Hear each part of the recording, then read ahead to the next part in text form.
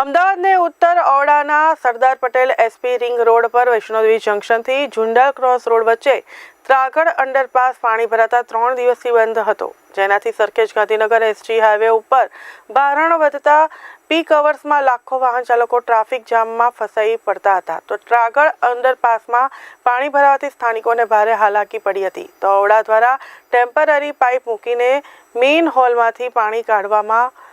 કામગીરી ચાલુ રાખતા શુક્રવારે રાત સુધીમાં ત્રાગડ અંડરપાસ ખુલ્લો થઈ ગયો હતો. તો 3 દિવસ બાદ આખરે અંડરપાસ ખુલ્લો મુકાતા લોકોએ રાહતનો શ્વાસ લીધો હતો.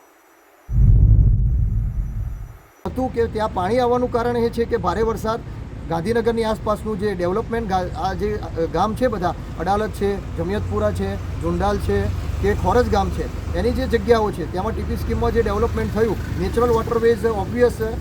એને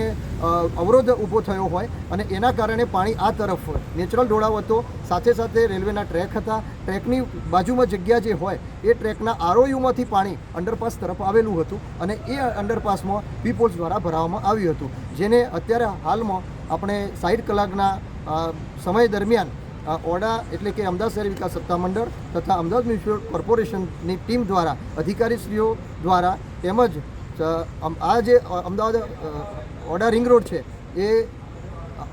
Ahmedabad ring road infrastructure limited એટલે કે સદભાવ ગ્રુપ દ્વારા મેનેજ કરવામાં આવી રહ્યું છે. એના સ્ટાફ અને કર્મચારીઓ દ્વારા 60 કલાકના અથાગ પ્રયત્ન બાદ લગભગ 10 થી 12 D watering heavy duty pump લગાવી અને આ પાણી દૂર કરવામાં આવેલું છે.